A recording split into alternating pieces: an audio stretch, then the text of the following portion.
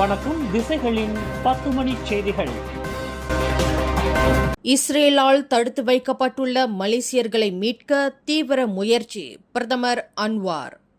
Global smooth flotilla 2.0 எனும் மனிதாபிமான உதவி பயணத்தின் போது இஸ்ரேலிய படைகளால் தடுத்து வைக்கப்பட்டுள்ள 10 மலேசியர்களை உடனடியாக விடுவிக்க மலேசியா தீவிரமாக செயல்பட்டு வருவதாக பிரதமர் டத்தோஸ்ரீ அன்வார் இப்ராஹிம் தெரிவித்துள்ளார்.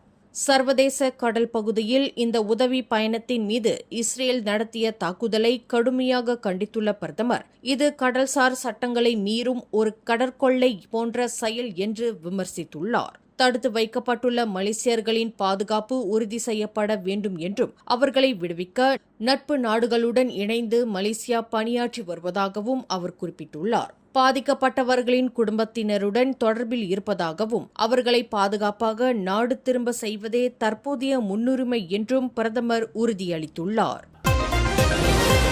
மலேசியாவின் பொருளாதார வளர்ச்சியை தீர்மானிக்கும் சக்தியாக விளங்கும் தொழிலாளர் வர்க்கம் நாட்டின் முதன்மை வளர்ச்சி நீரோட்டத்திலிருந்து ஒருபோதும் புறக்கணிக்கப்பட மாட்டார்கள் என்று மனிதவள அமைச்சர் டத்தோஸ்ரீ ரமணன் ராமகிருஷ்ணன் உறுதியளித்துள்ளார். 2026 ஆண்டு தொழிலாளர் தினத்தை முன்னிட்டு அவர் வெளியிட்டுள்ள சிறப்பு செய்தியில், மடானி அரசாங்கத்தின் கீழ் உழைப்பாளர் நலன் மற்றும் சமூக நீதி ஆகிய 2 நாணயத்தின் இரு பக்கங்களாக கருதப்படுவதாக குறிப்பிட்டார். நாட்டின் கம்பீரமான கட்டிடங்களுக்கு நவீன தொழில்நுட்பங்களுக்கும் பின்னால் தொழிலாளர்களின் உழைப்பும் அர்ப்பணிப்பும் மறைந்துள்ளதை சுட்டிக்காட்டிய அவர், வெறும் பொருளாதார எண்களை மட்டும் உயர்த்தாமல் அந்த வளர்ச்சியின் பலன்கள் அடித்தட்டு தொழிலாளர்கள் வரை சமமாக சென்றடைவதை அரசாங்கம் உறுதி செய்வதாக தெரிவித்தார். குறிப்பாக குறைந்தபட்ச ஊதிய உயர்வு மற்றும் நாட்டின் வரலாற்றிலேயே முதன்முறையாக கிக் தொழிலாளர்களுக்கு சட்டப்பூர்வ பாதுகாப்பை வழங்கும் புதிய சட்டம் ஆகியவை தொழிலாளர் நலனில் இந்த அரசாங்கத்திற்கு இருக்கும் தீர்க்கமான அக்கறையை பிரதிபலிக்கின்றன.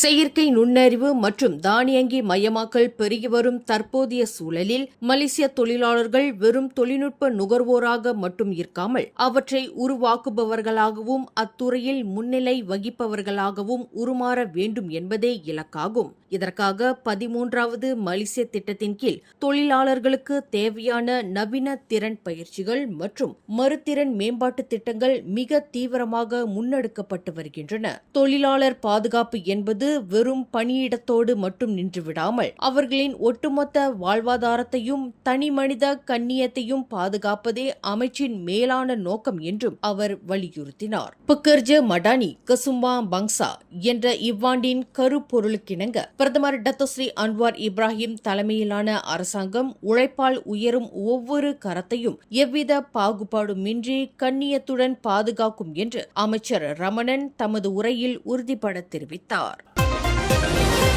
நெகிரி செம்பிலான் மாநில ஒற்றுமை அரசாங்கத்திற்கு அம்னோவின் 14 சட்டமன்ற உறுப்பினர்களும் தங்களின் முழு ஆதரவை தொடர்ந்து வழங்குவார்கள் என்று அக்கட்சியின் தலைவர் டத்தோஸ்ரீ அமட் ஜைட் ஹமிடி உறுதிப்படுத்தியுள்ளார். Negeri Sembilan Menteri Besar Datuk Seri Aminuddin ஹருனுக்கு வழங்கிய ஆதரவை அம்னோ சட்டமன்ற உறுப்பினர்கள் மீட்டுக் கொள்ளப் போவதாக எழுந்த தகவலை தொடர்ந்து இன்று அவர்களுடன் நடத்திய ஆலோசனைக்கு பிறகு துணை பிரதமரான ஜஹீட் இவ்விவரத்தை வெளியிட்டுள்ளார். நாட்டின் B40 பிரிவைச் சேர்ந்த தமிழ் பாலர் பள்ளி மாணவர்களின் ஆரம்ப கல்வியை வலுப்படுத்தும் நோக்கில் செலிக் மடானி 2026 எனும் மாபெரும் கல்வி மானிய திட்டத்தின் கீழ் விண்ணப்பங்கள் வரவேற்கப்படுவதாக மலேசிய இந்திய சமூக உருமாற்ற பிரிவு மித்ரா இன்று அறிவித்துள்ளது.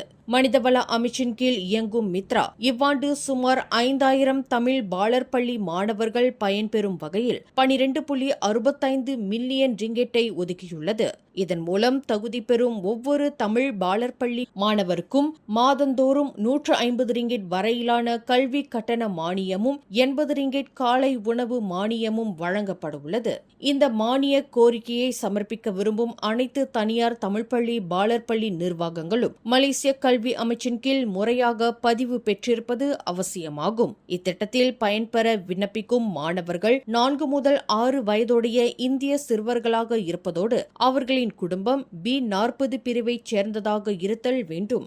குறிப்பாக சம்பந்தப்பட்ட பாலர் பள்ளி 2026 ஆண்டுக்கான தேசிய பாலர் பள்ளி கலைத்திட்டத்தை பின்பற்றுவதோடு நடப்பு ஆண்டிற்கான செல்லுபடியாகும் பதிவு சான்றிதழை பெற்றிருக்க வேண்டும். மேலும் தமிழ், மலாய் அல்லது ஆங்கில மொழியை பயிற்று மொழியாக கொண்ட பாலர் பள்ளிகள் மட்டுமே இத்திட்டத்திற்கு தகுதியுடையவை ஆகும். அனைத்து பாலர் பள்ளிகளும் தங்களின் விவரங்களை தேசிய பாலர் பள்ளி தகவல் அமைப்பான SMPK-யில் புதுப்பித்திருப்பதோடு பாலர் பள்ளி தர நிர்ணய ஸ்கோர் எனும் SKPK விவரங்களையும் சமர்ப்பித்திருக்க வேண்டும். இவற்றுடன் பெற்றோர் அல்லது பாதுகாவலரால் கையொப்பமிட்ட முறையான விண்ணப்ப கடிதமும் இணைக்கப்பட வேண்டும். பொருளாதார சூழல் காரணமாக எந்தவொரு இந்திய சிறுவனும் பாலர் பள்ளி கல்வியை தவறவிடக்கூடாது என்பதே அரசாங்கத்தின் இந்த உன்னத நோக்கமாகும். முழுமையற்ற அல்லது காலக்கெடுவுக்கு பின் வரும் விண்ணப்பங்கள் எக்காரணம் கொண்டும் பரிசீலிக்கப்பட மாட்டாது என மித்ரா திட்டவட்டமாக தெரிவித்துள்ளது. தகுதியுள்ள பாலர் பள்ளி நடத்துனர்கள் மற்றும் உரிமையாளர்கள் இதற்கான விண்ணப்பங்களை மே மாதம் 1ஆம் தேதி முதல் மே மாதம் 20ஆம் தேதி வரை பிரத்யேக கூகுள் படிவத்தின் வழியாக இணையம் வாயிலாக சமர்ப்பிக்கலாம். விண்ணப்பிக்கும் முன்பாக இதற்கான விரிவான வழிகாட்டுதல்களை திரையில் காணும் இணைய பக்கத்தில் பாலர் பள்ளி நிர்வாகத்தினர் முறையாக சரிபார்த்து நிபந்தனைகளை பூர்த்தி செய்வதை உறுதி செய்யுமாறு கேட்டுக் கொள்ளப்படுகிறார்கள். விண்ணப்பம் தொடர்பான கூடுதல் விளக்கங்களுக்கு 0388923442 எனும் தொலைபேசி எண்ணிலோ அல்லது spl@mitra.gov.my எனும் மின்னஞ்சல் வாயிலாகவோ மித்ரா அதிகாரிகளை அலுவலக நேரமான காலை 9 மணி முதல் மாலை 5 மணி வரை தொடர்பு கொண்டு பாலர் பள்ளி நிர்வாகத்தினர் விவரங்களை பெற்றுக்கொள்ளலாம் என்று அந்த அறிக்கையில் மேலும் தெரிவிக்கப்பட்டுள்ளது. மனிதவள அமைச்சர் டத்தோஸ்ரீ ரமணன் ராமகிருஷ்ணன் மாநில அரசுகளுடன் இணைந்து தொழிலாளர்களின் நலனை பாதுகாக்கவும் பொருளாதாரத்தை மேம்படுத்தவும் இன்று கோலாலம்பூர் பங்சாரில் ஆலோசனைக் கூட்டம் நடத்தினார். கடந்த மார்ச் 31 முதல் நடைமுறைக்கு வந்துள்ள 2025ஆம் ஆண்டுக்கான கிக் தொழிலாளர் சட்டம் மூலம் கிக் தொழிலாளர்களுக்கு அடிப்படை பாதுகாப்பு உறுதி செய்யப்படுகிறது என்று அவர் விளக்கினார். 2026ஆம் ஆண்டில் மட்டும் தொழிலாளர் நலன் சார்ந்த 8 சட்ட திருத்தங்களை மேற்கொள்ள அமைச்சு இலக்கு நிர்ணயித்துள்ளது. 2025ஆம் ஆண்டில் டிவெட் பட்டதாரிகளின் வேலைவாய்ப்பு 95.5% உயர்ந்துள்ளது. இது வெளிநாட்டு தொழிலாளர் தேவையை குறைத்து உள்ளூர் தொழிலாளர்களை மேம்படுத்த உதவும் என்று டத்தோஸ்ரீ ரமணன் விளக்கினார். நாளை மே 1ஆம் தேதி புக்கெட் ஜாலிலில் நடைபெறும் தேசிய தொழிலாளர் தின கொண்டாட்ட விழாவில் பிரதமர் டத்தோஸ்ரீ அன்வார் இப்ராஹிம் தொழிலாளர்களுக்கான முக்கிய அறிவிப்புகளை வெளியிடுவார் என்று எதிர்பார்க்கப்படுவதாக டத்தோஸ்ரீ ரமணன் தெரிவித்தார். நாளைக்கு ரொம்ப சந்தோஷமான செய்தி எல்லாம் வரும். ஸோ நாளைக்கு நம்ம பிரதமரோட விஷஸ்க்கு பிரதமர் என்ன சொல்றாங்க, என்ன அவங்க அனௌன்ஸ் பண்ண போறாங்க, நாளைக்கு நம்ம வெயிட் பண்ணிட்டு நம்ம பார்ப்போம் என்ன நல்ல விஷயம். பிரதமர் டத்தோஸ்ரீ அன்வார் வெளியிடக்கூடிய அறிவிப்பு நிச்சயம் தொழிலாளர்களை மகிழ்ச்சியில் ஆழ்த்தும் என்று அமைச்சர் டத்தோஸ்ரீ ரமணன் நம்பிக்கை தெரிவித்தார்.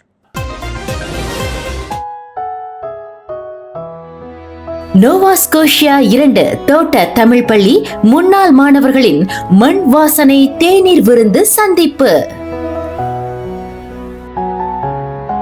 பேரா திலோ இன்தான் நோவா ஸ்கோஷியா 2 தோட்ட தமிழ் பள்ளியில் பயின்ற முன்னாள் மாணவர்களையும் அந்த தோட்டத்தில் பிறந்து வளர்ந்த மக்களையும் மீண்டும் ஒன்றிணைக்கும் வகையில் மண் வாசனை எனும் சிறப்பு தேநீர் விருந்து நிகழ்ச்சிக்கு ஏற்பாடு செய்யப்பட்டுள்ளது. வரும் மே 2ஆம் தேதி சனிக்கிழமை மதியம் 2 மணியளவில் பள்ளியின் டேவான் NS 2 மண்டபத்தில் நிகழ்ச்சி நடைபெறவிருக்கிறது. இப்பள்ளியின் பெற்றோர் ஆசிரியர் சங்கம் இந்த நிகழ்ச்சியான சந்திப்பிற்கு முன்னின்று ஏற்பாடு செய்துள்ளது. பல இடங்களுக்கு பிரிந்து சென்ற பழைய நண்பர்கள் மற்றும் தோட்டத்து உறவுகளுக்கு இடையே ஒரு சந்திப்பு தருணத்தை உருவாக்கி பழைய நினைவுகளை பகிர்ந்து கொள்வதே இந்நிகழ்ச்சியின் முக்கிய நோக்கமாகும். நோவா ஸ்கோஷியா 2 தோட்ட தமிழ் பள்ளி முன்னாள் மாணவர்கள் மற்றும் தோட்டத்து மக்கள் அனைவரும் இந்த மண் வாசனை விழாவில் திரளாக கலந்து கொள்ளுமாறு நிகழ்வின் ஏற்பாட்டு குழுவினர் அழைப்பு விடுத்துள்ளனர். மேல் விவரங்களுக்கு கீழ்கண்ட எண்ணை தொடர்பு கொள்ளவும். 2026ஆம் ஆண்டு நடைபெறவுள்ள சுக்மா விளையாட்டுப் போட்டிகளுக்கான வரவு செலவு திட்டத்தில் சிலாங்கூர் அரசு பெரும் மாற்றத்தை செய்துள்ளது. பொருளாதார நெருக்கடி மற்றும் ஸ்லாங்கூர் சுல்தான் ஷராஃபுடின் இட்ரிஷா மற்றும் பிரதமர் டத்தோஸ்ரீ அன்வார் இப்ராஹிமின் அறிவுறுத்தலின் பேரில் முதலில் ஒதுக்கப்பட்ட 100 மில்லியன் ரிங்கெட் பட்ஜெட் தற்போது 50 மில்லியன் ரிங்கெட்டாக பாதியாக குறைக்கப்பட்டுள்ளது. இதுகுறித்து இளைஞர் விளையாட்டுத்துறை அமைச்சர் டாக்டர் முகமது தௌஃபிக் ஜொஹாரி இன்று புத்ராஜயாவில் நடைபெற்ற செய்தியாளர்கள் கூட்டத்தில் பேசுகையில், தொடக்க மற்றும் நிறைவு விழாக்கள் மிகவும் எளிமையான முறையில் நடத்தப்படும் என்றும் செப்பாங் இன்டர்நேஷனல் சர்க்கிட்டில் நடைபெறவிருந்த தொடக்க விழா ரத்து செய்யப்பட்டுள்ளதாகவும் கூறினார்.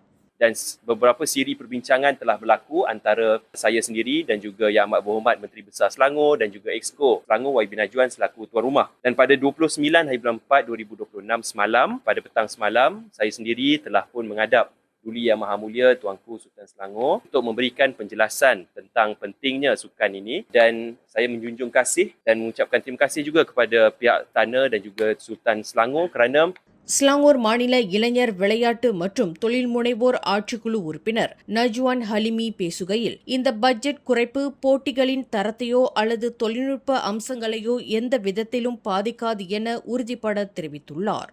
Laksanakan sukan ini tetapi dengan kawalan perbelanjaan yang lebih berhemah. Pada masa sama kita pastikan juga kualiti ataupun standard penganjuran acara-acara sukan yang melibatkan SUKMA ini kita pastikan berada di tahap yang tertinggi dan tidak menjejaskan prestasi atlet-atlet kita, insyaAllah. Terima kasih kepada semua. சுக்மாவின் நிர்வாக செலவுகள் குறைக்கப்பட்டாலும் வீரர்களின் திறமையை வெளிப்படுத்த சிறந்த களமாக இந்த போட்டிகள் அமையும் என்பதில் சிறிதும் ஐயமில்லை என்று நஜ்வான் ஹலிமி குறிப்பிட்டார். உயர்கல்வித் துறைக்கான நிதி ஒதுக்கீட்டை குறைக்கும் அரசாங்கத்தின் முடிவு நாட்டின் நீண்டகால வளர்ச்சிக்கு பாதிப்பை ஏற்படுத்தும் என மூடா கட்சியின் தேசிய உதவித் தலைவர் டாக்டர் ஆர் சிவபிரகாஷ் எச்சரித்துள்ளார். உயர்கல்வி அமைச்சின் செயல்பாட்டு வரவு செலவு திட்டத்தில் சுமார் 2.39 பில்லியன் ரிங்கெட் அல்லது 12.8 விழுக்காடு நிதி குறைக்கப்பட்டுள்ளது. இது வெறும் நிதி சீரமைப்பு அல்ல, கல்வி சூழலையே பாதிக்கும் ஒரு நடவடிக்கை என அவர் குறிப்பிட்டுள்ளார். இதனால் பல்கலைக்கழகங்களின் ஆராய்ச்சி பணிகள் முடங்குவதோடு கல்விக்கான கூடுதல் சுமை மாணவர்கள் மீது சுமத்தப்படும் அபாயம் உள்ளதாகவும் அவர் சுட்டிக்காட்டினார். நிதி ஒழுங்குமுறை அவசியம் என்றாலும் அது கல்வியை பாதிப்பதாக இருக்கக்கூடாது என தெரிவித்துள்ள டாக்டர் சிவபிரகாஷ் இதற்கு தீர்வாக 3 முக்கிய பரிந்துரைகளை முன்வைத்துள்ளார். ஒன்றாவது, கல்விக் கழகங்களில் நிர்வாக வீணடிப்புகளை தவிர்க்க வெளிப்படையான தணிக்கை மேற்கொள்ளப்பட வேண்டும். இரண்டாவது, தொழில்நுட்ப கல்வியான டிவெட் மற்றும் ஆராய்ச்சி துறைகளில் தனியார் துறையினரின் பங்களிப்பை அதிகரிக்க வேண்டும். மூன்றாவது, வேலைவாய்ப்பு மற்றும் நவீன தொழில்நுட்ப துறைகளின் செயல்திறன் அடிப்படையில் நிதி ஒதுக்கீட்டை மேம்படுத்த வேண்டும் என ஒரு கல்வி மானான டாக்டர் சிவபிரகாஷ் பரிந்துரை செய்துள்ளார். மக்களின் அறிவுத்திறனில் முதலீடு செய்வதை குறைத்துக் கொண்டால் மலேசியாவால் உயர் வருமான நாடாக மாற முடியாது என்று தனது அறிக்கையில் டாக்டர் சிவபிரகாஷ் வலியுறுத்தியுள்ளார். சுகாதார பரிசோதனைகள் மற்றும் ரத்தம் எடுக்கும் சேவைகளை வழங்கும் சமூக மருந்தகங்கள் பதிவு செய்யப்பட்ட மற்றும் உரிமம் பெற்ற இடங்களில் மட்டுமே இந்த சேவைகளை வழங்க வேண்டும் என்று சுகாதார அமைச்சு வலியுறுத்தியுள்ளது. 1998ஆம் ஆண்டு சுகாதார வசதிகள் மற்றும் சேவைகள் சட்டத்தின் கீழ் உரிய அனுமதியின்றி இந்த சேவைகளை வழங்குவது சட்டப்படி குற்றமாகும். மேலும் இந்த விதியை மீறுபவர்களுக்கு 5 லட்சம் ரிங்கெட் வரை அபராதம், 6 ஆண்டுகள் வரை சிறை தண்டனை அல்லது 2 தண்டனைகளும் சேர்த்து விதிக்கப்படலாம். நோயாளிகளின் பாதுகாப்பை பேணவும் உரிமம் பெற்ற இடங்களில் மட்டுமே இந்த சேவைகள் வழங்கப்படுவதை உறுதி செய்யவும் சுகாதார அமைச்சு தனது அமலாக்கத்தை தீவிரப்படுத்த உள்ளது. லாரி பழுது பார்க்கும் பட்டறையில் ஏற்பட்ட திடீர் தீ விபத்தில் சிக்கி 68 வயதுடைய முதியவர் ஒருவர் 60% தீக்காயங்களுடன் ஆபத்தான நிலையில் மருத்துவமனையில் அனுமதிக்கப்பட்டுள்ளார். குவாந்தான் புக்கெட் சத்தோங்காலில் நிகழ்ந்த இந்த சம்பவத்தில் பட்டறை 70 விழுக்காடு சேதமுற்ற நிலையில் அதன் உரிமையாளர் மூச்சு திணறலுக்கு ஆளான நிலையில் மீட்கப்பட்டுள்ளார். தீயணைப்பு மற்றும் மீட்புத் துறையைச் சேர்ந்த 35 வீரர்கள் பல நிலையங்களிலிருந்து வரவழைக்கப்பட்டு தீயை அணைக்கும் பணியில் துரிதமாக செயல்பட்டனர். மூச்சு திணறல் காரணமாக முதியவருக்கு மருத்துவமனையில் தீவிர சிகிச்சை பிரிவில் அனுமதிக்கப்பட்டு சிகிச்சை அளிக்கப்பட்டு வருகிறது. மத்திய கிழக்கிற்கான விமான போக்குவரத்துக்கான வான்வெளி மீண்டும் திறக்கப்பட்டுள்ளதை தொடர்ந்து குறிப்பிட்ட விமான சேவைகளை மட்டும் மலேசியா ஏர்லைன்ஸ் மீண்டும் இயக்க உள்ளது. கத்தார் நாட்டின் சிவில் வான் போக்குவரத்து துறை வெளியிட்ட அறிவிப்பின்படி ஹமட் அனைத்துலக விமான நிலையத்தில் மீண்டும் சேவைகள் படிப்படியாக தொடங்கப்பட்டு வருகின்றன. இதன் அடிப்படையில் மலேசிய ஏர்லைன்ஸ் தனது டோஹாவுக்கான சேவையை வரும் ஜூலை 2ஆம் தேதி முதல் மீண்டும் தொடங்க உள்ளது. ஆரம்பத்தில் தினமும் ஒரு முறை மட்டுமே இந்த விமான சேவை இயக்கப்படும். இதர விமான சேவைகள் அக்டோபர் 24 வரை தொடர்ந்து இடைநிறுத்தப்பட்டுள்ளன. மத்திய கிழக்கு பிராந்தியத்தில் ஏற்பட்ட வான்வெளி பிரச்சினை காரணமாக கடந்த பிப்ரவரி 28ஆம் தேதி முதல் இந்த சேவைகள் நிறுத்தப்பட்டிருந்தது குறிப்பிடத்தக்கது. ராணுவ முகாமில் அளிக்கப்பட்ட தண்டனைக்கு பிறகு கமாண்டோ வீரர் ஒருவர் கவலைக்கிடமான நிலையில் சிகிச்சை பெற்று வரும் சம்பவம் பெரும் அதிர்ச்சியை ஏற்படுத்தியுள்ளது. 25 வயதான அப்துல் ஹமீத் தலிப் என்ற அந்த வீரர் முகத்தில் பலத்த காயங்களுடன் சுய நினைவின்றி மருத்துவமனையில் அனுமதிக்கப்பட்டுள்ளார். அவருக்கு மேற்கொள்ளப்பட்ட அறுவை சிகிச்சையில் மண்டை ஓட்டின் ஒரு பகுதி அகற்றப்பட்டுள்ளது. தற்போது தீவிர சிகிச்சை பிரிவில் உள்ள அவர் செயற்கை சுவாச கருவியின் உதவியுடன் உயிர் வாழ்ந்து வருகிறார். அறையில் தவறி விழுந்ததால்தான் இந்த காயம் ஏற்பட்டதாக கூறப்படும் விளக்கத்தை அவரது தாயார் மறுத்துள்ளார். தனது மகனின் இந்த நிலைக்கு முறையற்ற தண்டனைகளே காரணம் என குற்றம் சாட்டும் குடும்பத்தினர் இதுகுறித்து உரிய விளக்கம் அளிக்கப்பட வேண்டும் என வலியுறுத்தியுள்ளனர். இவ்விவகாரத்தில் வழக்கறிஞர் என் சுரேந்திரன் தலைமையிலான லாயர்ஸ் ஃபார் லிபர்ட்டி அமைப்பு தலையிட்டுள்ளதோடு இந்த சம்பவம் குறித்து முழுமையான மற்றும் வெளிப்படையான விசாரணை நடத்தி நீதி வழங்கப்பட வேண்டும் என பாதுகாப்பு அமைச்சை கேட்டுக் கொண்டுள்ளது. கூலேம் மாவட்டத்தில் உள்ள தொழிற்சாலை ஒன்றில் நடத்தப்பட்ட அதிரடி சோதனையில் குடிநுழைவு விதிகளுக்கு புறம்பாக தங்கியிருந்த 18 வெளிநாட்டு ஆடவர்கள் கைது செய்யப்பட்டுள்ளனர். பொதுமக்களின் தகவல் மற்றும் உளவுத்துறை தரவுகளின் அடிப்படையில் கிடா மாநில குடிநுழைவுத்துறை இந்த ஓப்ஸ் மாஹிர் நடவடிக்கையை மேற்கொண்டது.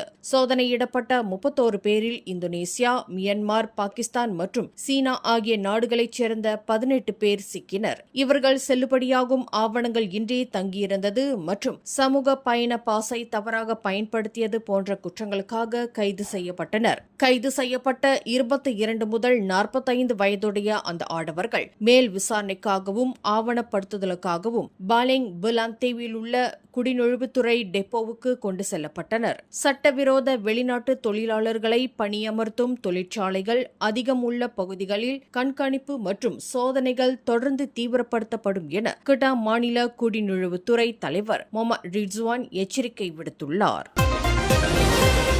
உழைப்பால் இந்த உலகை உயர்த்தும் உன்னத சக்தியாம் தொழிலாளர் வர்க்கத்திற்கு திசைகள் தனது மனமார்ந்த மே தின வாழ்த்துக்களை உரித்தாக்குகிறது. மேலும் செய்திகளை தெரிந்து கொள்ள கீழே இருக்கும் பெல் பட்டனை அழுத்துங்கள். உங்கள் மகிழ்ச்சியை வெளிப்படுத்த லைக் மற்றும் ஷேர் செய்யுங்கள். தொடர்ந்து திசைகளோடு இணைந்திருக்க சப்ஸ்கிரைப் செய்யுங்கள்.